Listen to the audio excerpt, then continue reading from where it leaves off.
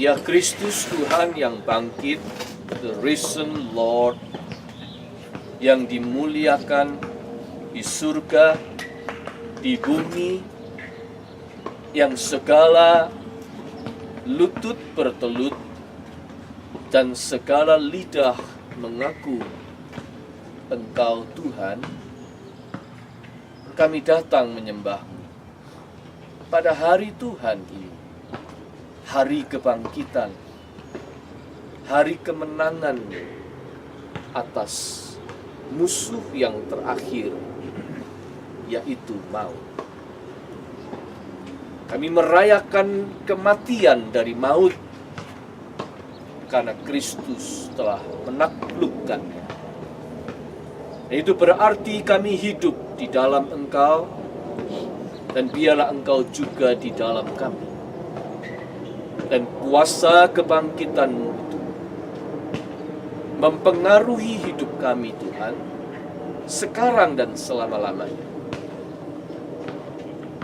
Dan biarlah firman-Mu yang berkuasa itu juga hidup dan selalu bangkit membara di hati kami, supaya kami berjalan menurut kehendak-Mu.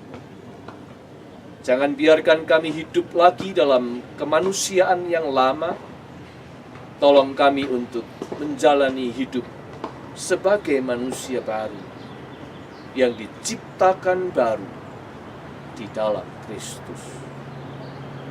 Terpujilah Engkau ya Kristus sekarang dan selama-lamanya. Amin.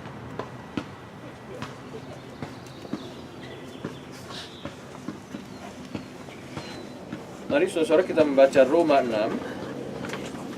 Roma 6 ayat 9 sampai dengan 14.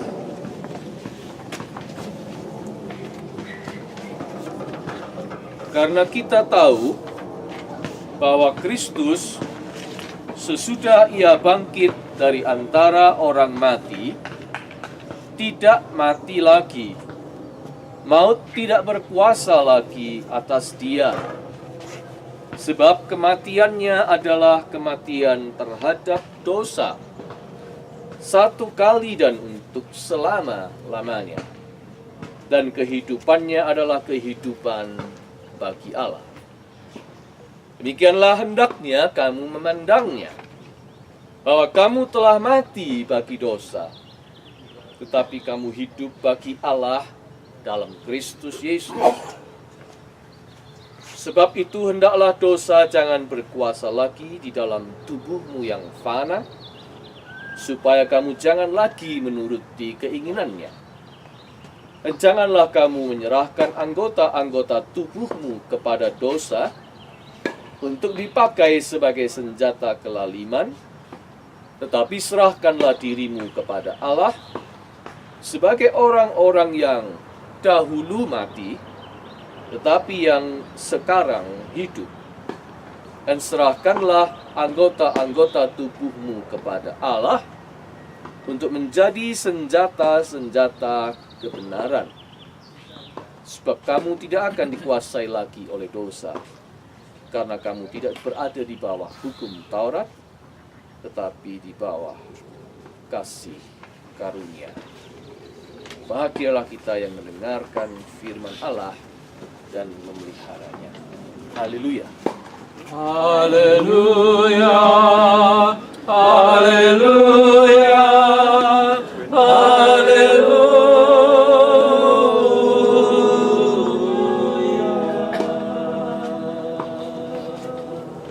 Silakan.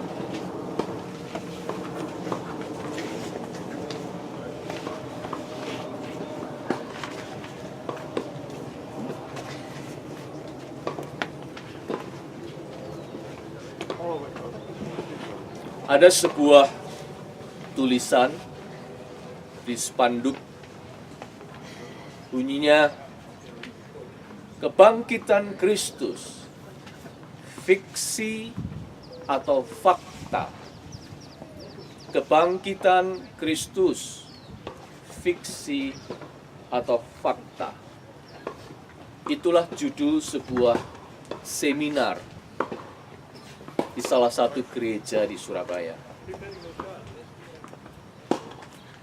Kenapa perlu ada seminar tentang kebangkitan Kristus itu fiksi atau fakta, saudara-saudara?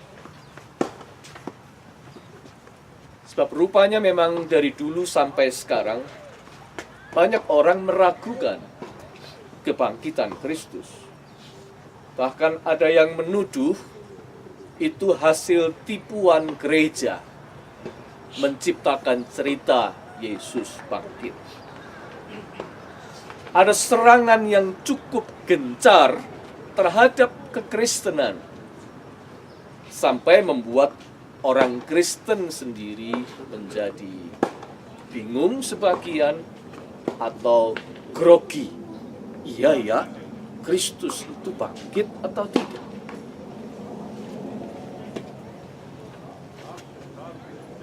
Itulah sebabnya kenapa ada tema ceramah seperti tadi. Tapi sebenarnya saudara, serbuan serangan terhadap iman Kristen yang meragukan kebangkitan Yesus tidak selalu kita lihat secara negatif. Bisa kita lihat juga secara positif. Enggak apa-apa. Biar saja. Itu baik.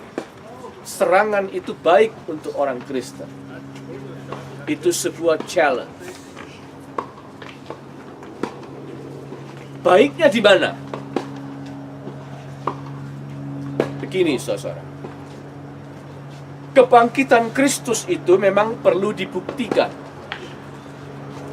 Tapi sebenarnya bukan pertama-tama perlu dibuktikan secara ilmiah, walaupun itu penting. Tetapi buktinya di dalam kehidupan orang Kristen. Seberapa jauh kebangkitan Kristus memberikan pengaruh bagi orang Kristen. Dunia ini membutuhkan bukti tentang Yesus bangkit, ya, tapi lebih daripada itu, mereka membutuhkan bukti bahwa Yesus bangkit itu memberikan pengaruh di dalam hidup orang yang percaya kepada Yesus. Apakah kebangkitan Yesus betul-betul berdampak buat orang Kristen? Itu yang dicari oleh dunia ini. Itu sebabnya dulu gereja mula-mula, gereja pertama, menyebut orang Kristen itu sebagai saksi kebangkitan. Yang namanya Kristen itu artinya saksi kebangkitan. Yaitu orang-orang yang memberikan kesaksian bahwa Yesus bangkit melalui perubahan hidup yang terjadi di dalam mereka. Mereka itulah disebut saksi kebangkitan. Orang-orang yang memberi kesaksian tentang kebangkitan Yesus melalui perubahan hidup yang besar di dalam diri mereka.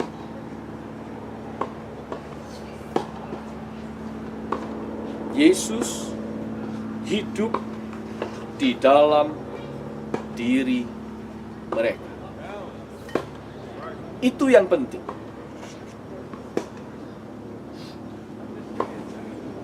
Sekarang apa maksudnya? Yesus hidup di dalam kita. Apa maksudnya ini? Orang Kristen, saudara-saudara, suka menyebut dirinya orang yang sudah dalam Tuhan.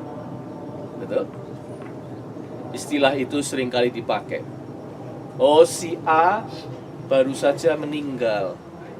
Tapi syukurlah dia sudah meninggal dalam Tuhan. Atau si X dan si Y baru menikah. Ya, mereka syukurlah sudah sama-sama dalam Tuhan. Maksudnya sama-sama Kristen. Dulu kalau di Surabaya, saya jalan ke Pasar Atum, suka mendengar ada pembicaraan antara penjual dan pembeli. Oh, kita sudah sama-sama dalam Tuhan. Nggak apa-apa, diskonnya tak tambahi. Iya. Itu karena sudah dalam Tuhan itu. Saudara, orang Kristen suka menyebut dirinya dalam Tuhan. Tapi persoalan yang lebih penting sebetulnya adalah apakah Tuhan di dalam kita? Itu jauh lebih penting. Ada sebuah ilustrasi. Bayangkanlah ini sebuah gelas besar berisi air. Saya ambil batu, lalu saya masukkan batu itu di dalam air. Plung. Maka itu berarti batu ada di dalam air. Betul? Ya. Tapi apakah air ada di dalam batu? Tidak. Tapi ganti saya ambil spons. Saya masukkan spons itu di dalam air. Itu berarti spons dalam air. Serentak pada saat yang sama, air itu di dalam spons. Karena spons itu menyerap air. Jadi pada saat spons ada di dalam air, serentak pada saat yang sama, air itu ada di dalam spons. Saudara-saudara, itulah artinya kita ada di dalam Tuhan. Kita di dalam Tuhan itu bukan seperti batu di dalam air, tapi seperti spons di dalam air. Kalau kita sungguh di dalam Tuhan, serentak pada saat yang sama, Tuhan di dalam kita. Ada kesatuan antara Tuhan dengan kita. Ada sharing in satu dengan yang lain. Dalam bahasa Yunani disebut symfutos. Symfutos itu artinya sharing in. Dan itulah kata yang dipakai oleh Paulus, saudara-saudara, di dalam Roma pasal 6, ayat yang kelima.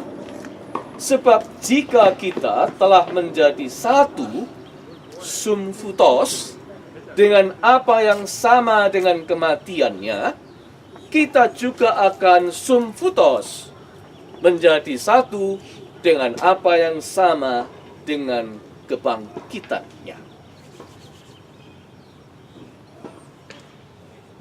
Pengertian Roma pasal 6 adalah seperti spons yang dimasukkan di dalam air. Kita berada di dalam Tuhan dan Tuhan ada di dalam kita. Tuhan memberi dampak besar di dalam hidup kita. Sama seperti spons masuk di dalam air, maka air membasahi spons itu sehingga spons itu berair. Spons itu basah. Kalau Anda dan saya sungguh-sungguh di dalam Tuhan, maka kita akan basah oleh kuasa kebangkitan Tuhan.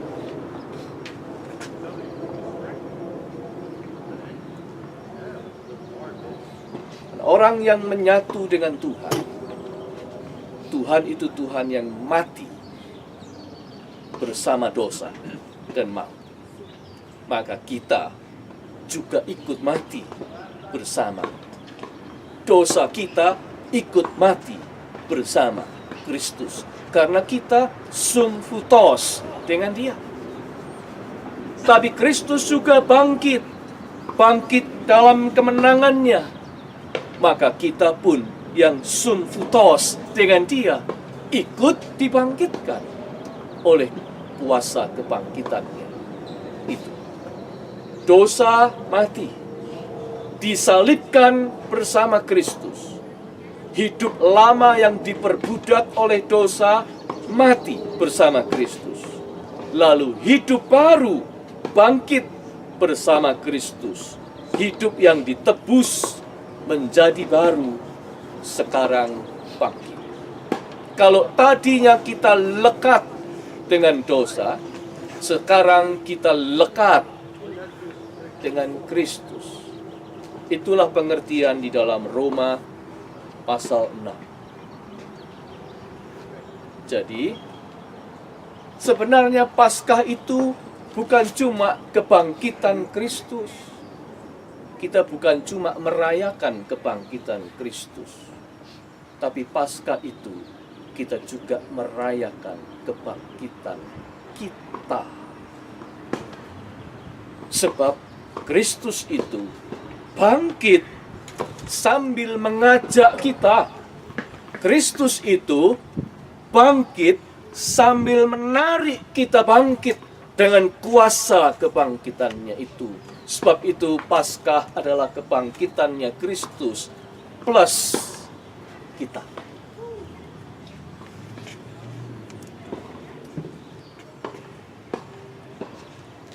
Ketika Kristus bangkit, Dia mengangkat kita bangkit. Bangkit dari apa?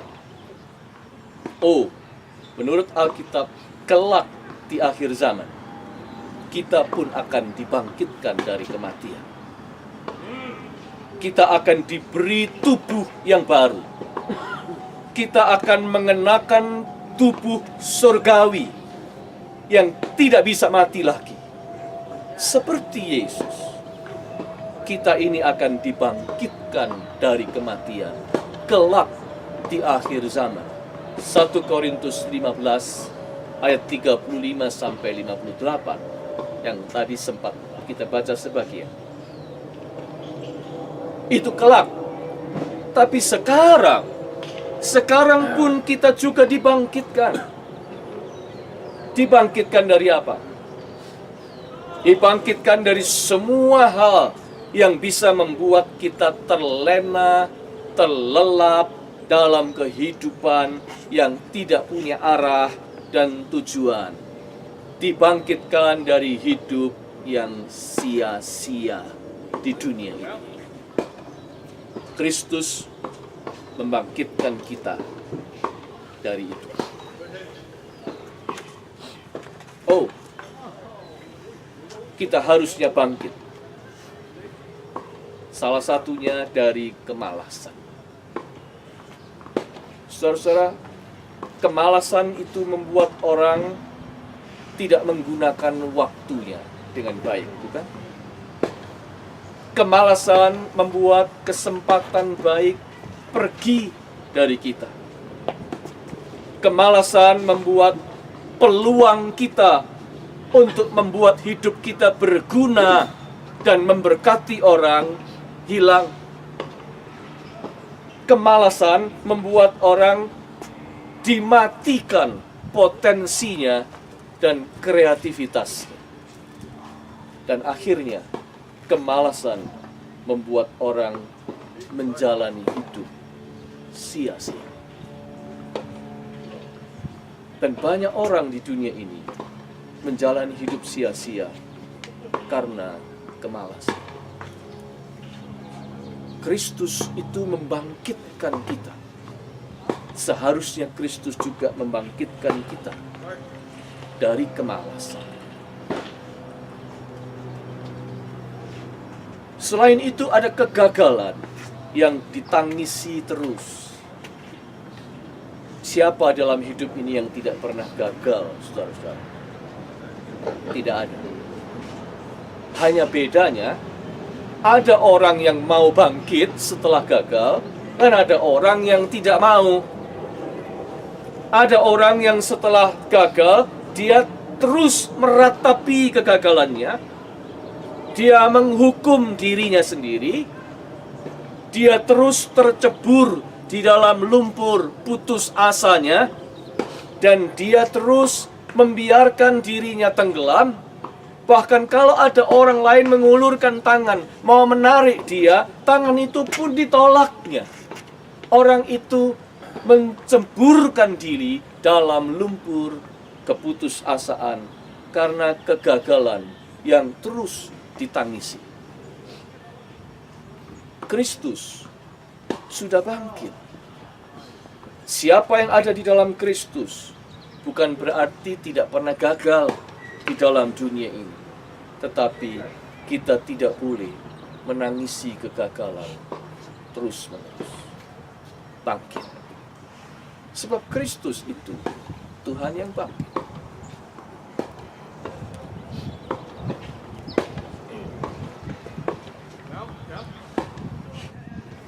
Saudara-saudara, orang juga harus bangkit dari kesedihan yang berlarut-larut.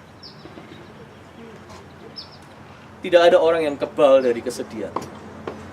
Sebab yang namanya kesusahan hidup bisa datang kapan saja. Tidak diundang, tidak pakai undangan, dan datang dalam bentuk macam-macam. Orang tidak mungkin menolaknya. Dan ketika kesusahan hidup datang, orang memang harus bersedih. Orang butuh waktu untuk berduka. Makin dalam kesedihan, makin panjang waktu yang dibutuhkan untuk berduka. Tapi, finally, akhirnya, orang harus berhenti untuk berduka. Stop. Kesedihan tidak boleh berlarut-larut. Tidak ada stopnya. Itu sebabnya Kristus bangkit, supaya orang-orang yang berlarut-larut dalam kesusahan bangkit. Sebab kalau kita bersedih hati berlarut-larut, orang akan cenderung melamun dan self-pity. Dan orang yang ngelamun dan self-pity akan menjadi orang yang tidak produktif. Hidupnya akan lewat, habis oleh keluh kesah dan menyalahkan keadaan. Orang yang sedih berlarut-larut harus bangkit, karena Kristus itu bangkit. Kemalasan, kegagalan, kesedihan yang berlarut-larut akan membuat orang kehilangan fokus dan tujuan hidup. Membuat orang menyia-nyiakan hidup yang berharga ini. Itu membuat orang seperti punya hati yang seperti batu. Dimasukkan air pun tetap nggak basah. Kalau kita tenggelam di dalamnya, kita tidak akan bangkit. Saudara-saudara yang dikasihi Tuhan, Kristus itu bangkit dan mengajak kita bangkit. Tidak tunggu nanti di akhir zaman saja, tapi sejak sekarang kita mampu dan harus bangkit. Sebab kalau tidak, bagaimana dunia bisa percaya bahwa Yesus itu bangkit? Kalau orang-orang yang percaya pada Kristus hidupnya melempem, kalau orang-orang yang percaya kepada Kristus dikalahkan oleh persoalan hidup, bagaimana orang yang tidak percaya Kristus percaya Kristus itu bangkit?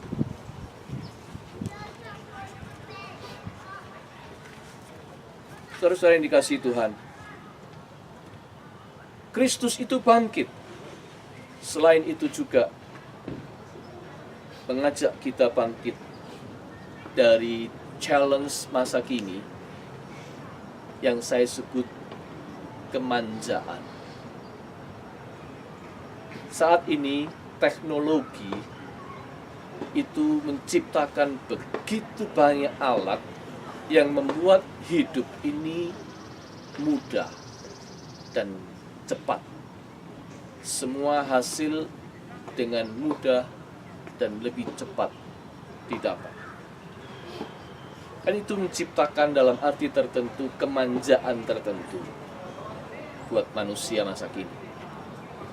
Sebab begitu alat-alat itu tidak berfungsi, saluran energinya mati sekejap, atau alat-alat teknologi itu diambil dari kita, maka manusia cenderung kebingungan dan kemudian menjadi lumpuh.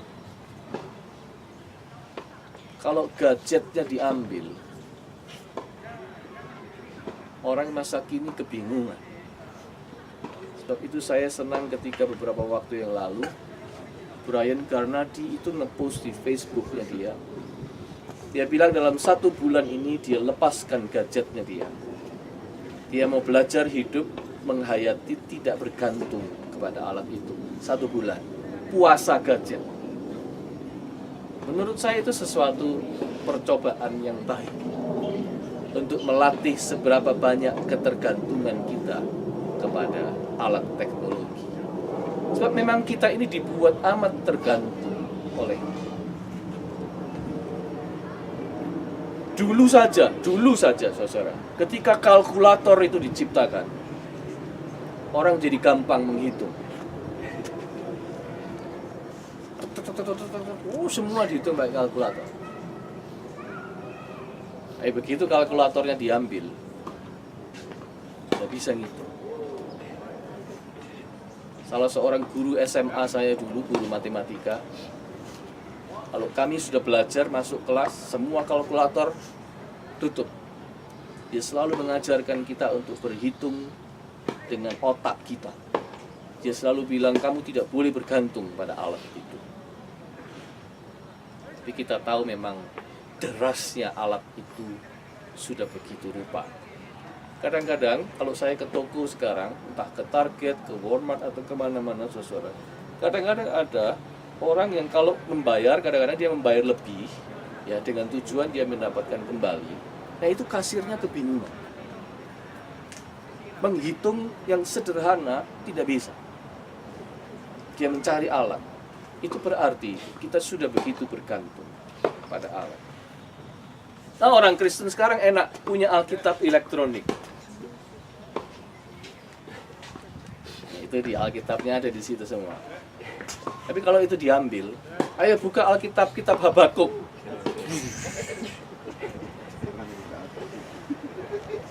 Susah cari kitab Habakuk karena Alkitab yang manual ini sudah jarang dipakai. Kita begitu depend on. Karena kalau Alkitab elektronik mudah sekali dia menolong. Kemakmuran teknologi masa kini terus terang memang memanjakan. Kemakmuran itu memanjakan kita.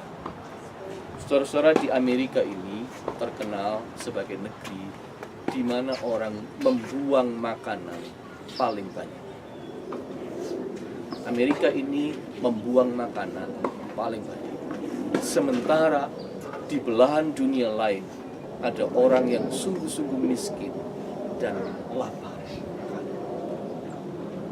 Makanan-makanan berlalat pun dimakan oleh anak-anak kecil yang kurus kering, yang badannya cuma badan terbungkus tulang, terbungkus kulit. Tapi di sini orang begitu membuang makanan dengan mudah. Di Amerika ini lebih mudah buang makanan daripada buang barang. Betul ya? Kita kalau mau buang sampah, buang barang-barang besar lah bingung. Ya? Bahkan kadang-kadang harus bayar. Tapi kalau membuang makanan itu dengan limpahnya dibuang. Kemakmuran itu memang menciptakan kemanjaan tertentu. Pemanjaan oleh teknologi dan kemakmuran melahirkan apa, saudara? Melahirkan generasi fast food. Generasi yang mau semua didapat serba cepat, serba mudah didapat. Generasi fast food tidak tahan banting, cepat puas, enggan berjuang. Ada problem sedikit, bisanya complain. Dan kalau sudah kehilangan semua alat-alat, menjadi lumpuh. Saudara-saudara, itu sebuah bahaya besar yang namanya kemanjaan. Dan itu membuat orang terlena. Itu membuat orang kehilangan conscience. Itu membuat orang kehilangan kepedulian. Itu membuat orang kehilangan daya juang. Itu sebabnya kita harus bangkit. bangkit dari kemanjaan. Jangan membiarkan diri kita dimanjakan oleh zaman ini. Saya dulu pernah punya guru sejarah yang tiap kali mengajar selalu menanamkan kepada kami perbedaannya antara orang Indonesia dengan orang Jepang. Dia rupanya gemar sekali dengan orang Jepang karena dia tahu filosofi orang Jepang. Dia membedakannya, dia selalu mengatakan bedanya orang Indonesia sama orang Jepang. Orang Jepang itu alamnya itu tough, alamnya itu ganas, sehingga mereka itu selalu terdorong untuk maju, untuk survive. Tapi orang Indonesia itu alamnya sangat nyaman. Band zaman dulu namanya Kus Plus.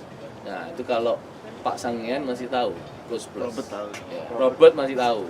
Ya. Kalau Crystal sama Rachel mungkin udah nggak tahu. Ya. Oh, masih tahu? Oh, hebat.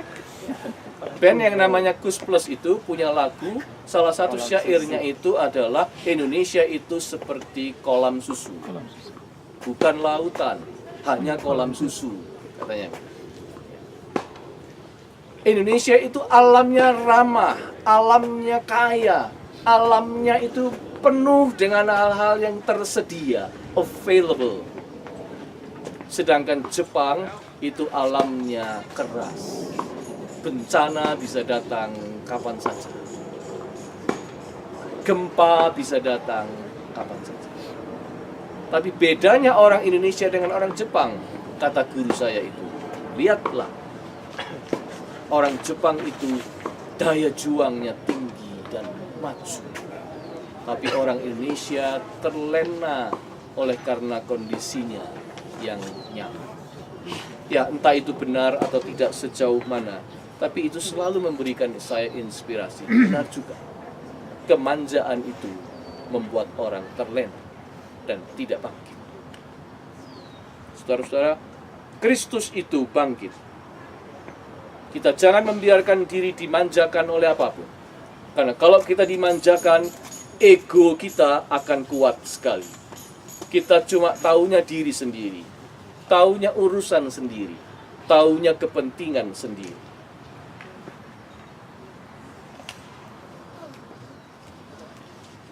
Di dalam Tuhan, kalau kita ada di dalam Tuhan, tetapi dengan ego yang kuat sekali, itu ibarat Anda berada dalam Tuhan, batu yang ada dalam air. Sehingga cuma akan basah bagian permukaannya saja. Kita cuma akan jadi Kristen tempelan. Kristen permukaan dari luar, labelnya Kristen. Dalamnya tidak ada Kristus. Itu sebabnya saudara, marilah kita di hari Paskah ini membiarkan kuasa kebangkitan Kristus itu bekerja, meresap, membasahi kita, merubah kita dari dalam. Supaya manusia lama kita ditinggalkan. Manusia baru kita bangkit. Hidup baru diciptakan baru. Kenapa Paskah itu terjadi pagi-pagi benar? Pada waktu cahaya matahari baru terbit. Itu sebabnya disebut sebagai pagi Paskah. Oleh karena apa? Oleh karena itu mau menggambarkan peristiwa penciptaan. Waktu Kejadian 1 menciptakan, Tuhan menciptakan hidup ini dimulai dengan terang, cahaya. Nah, sekarang ketika Kristus bangkit, itu berarti ciptaan baru, penciptaan yang kedua. Di dalam kebangkitan Kristus ada terang. Terang yang ini membaharui terang yang lama. Penciptaan di dalam Paskah membaharui ciptaan yang pertama. Adam membawa dosa buat seluruh umat manusia. Kristus membawa keselamatan buat seluruh umat manusia. Kita ini diciptakan baru, saudara-saudara. Paskah itu membuat kita menjadi ciptaan baru. Oleh sebab itu, marilah di pagi Paskah ini kita buka pori-pori hati kita, supaya ketika kita masuk di dalam Kristus, tinggal dalam Dia, kita menyerap sebanyak-banyaknya seperti spons yang berpori-pori banyak menyerap air. Biarlah hati kita pun menyerap kuasa kebangkitan Yesus itu, sehingga dengan begitu kita bangkit dari hidup yang sia-sia, bangkit dan menuju hidup yang luhur, yang bermakna, punya tujuan jelas, hidup yang diserahkan kepada Allah untuk dipakai menjadi senjata-senjata kebenaran, kata Paulus. Itulah artinya Paskah. Dan tugas kita memang membuktikan Yesus itu bangkit. Membuktikannya dengan cara bahwa Yesus yang bangkit itu mempengaruhi hidup saya begitu rupa. Kamu harus tahu Yesus itu bangkit justru melalui perubahan hidup yang terjadi di dalam kita. Saudara-saudara, mari kita merenungkan di pagi Paskah ini. Hati Anda dan saya seperti batu atau seperti spons? Kalau hati kita membatu dengan ego yang kuat, semestipun kita berkata kita di dalam Tuhan, Tuhan tidak mempengaruhi apa-apa dalam hidup kita. Tapi kalau hatimu dan hatiku seperti spons, berpori-pori, membiarkan serapnya air itu masuk, maka kita juga akan seperti itu membiarkan Kristus, kuasa kebangkitannya, meresap di dalam kita. Sehingga tidak ada hal apapun di dalam hidup ini yang bisa menenggelamkan kita. Kita akan bangkit. Bangkit melawan kemalasan. Bangkit melawan kegagalan yang ditangisi terus. Bangkit melawan kesedihan yang berlarut-larut. Bangkit melawan kemanjaan. Bangkit melawan tantangan hidup. Bangkit sebab Kristus itu bangkit. Selamat Paskah. Kebangkitan itu adalah kebangkitan Kristus, tetapi juga kebangkitannya kita sendiri. Amin.